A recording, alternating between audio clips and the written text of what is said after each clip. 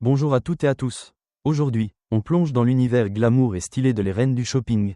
Talons hauts, ce célèbre jeu télévisé français met à l'épreuve le sens de la mode de plusieurs candidates, qui doivent composer une tenue parfaite selon un thème imposé, avec un budget limité et dans un temps record. Qui saura séduire Cristina Cordula avec un look magnifique? Danseuse qui surprendra par sa créativité ou fera sourire par ses choix audacieux? On regarde ensemble et je vous partage mes impressions. Coup de cœur et petit clin d'œil amusant sur cet épisode. Les reines du shopping, spécial collègue, moderne avec une veste de tailleur, journée 1.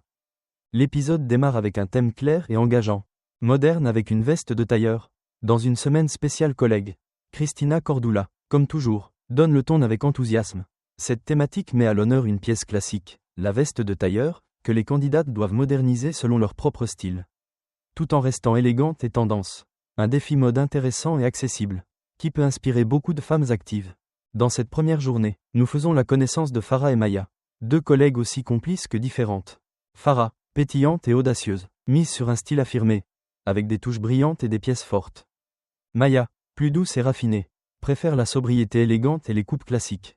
Leur duo fonctionne bien à l'écran, on ressent leur complicité, mais aussi leur différence de goût, ce qui rend leur shopping très dynamique. L'épisode regorge de moments savoureux, tant sur le plan de la mode que de l'humour. Le contraste de style entre Farah et Maya est particulièrement intéressant. Farah ose un blazer oversize doré, tandis que Maya reste fidèle à une coupe cintrée plus intemporelle.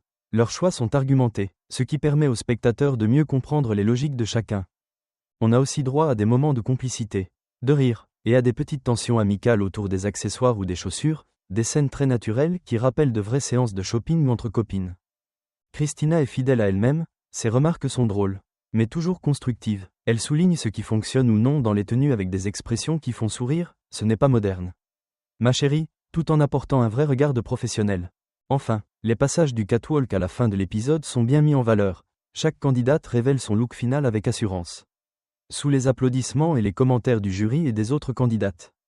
Même si l'épisode est plaisant, certains passages sont un peu trop longs ou redondants. Par exemple, le moment où Farah hésite entre deux paires de chaussures dure plusieurs minutes sans grand intérêt narratif. Cela casse un peu le rythme, surtout pour les spectateurs habitués à plus de dynamisme. De plus, certaines séquences manquent de peps, les échanges avec les collègues en cabine sont parfois plats. Et l'humour aurait pu être davantage exploité. Enfin, un détail technique, la musique de fond change brusquement dans une scène clé, ce qui donne une sensation de montage un peu brusque. Un mot pour les autres spectateurs. Si vous êtes fan de mode ou simplement curieux.se de découvrir des personnalités attachantes, cet épisode est fait pour vous. Il vous fera sourire, vous inspirera des idées de look, et vous rappellera sûrement vos propres sorties shopping entre amis. Et vous, laquelle des deux tenues préférez-vous? Plutôt audacieuse comme Farah ou chic classique comme Maya? Partagez vos impressions dans les commentaires. Et surtout, restez styleux accent aigu.es. Mes chéris, S.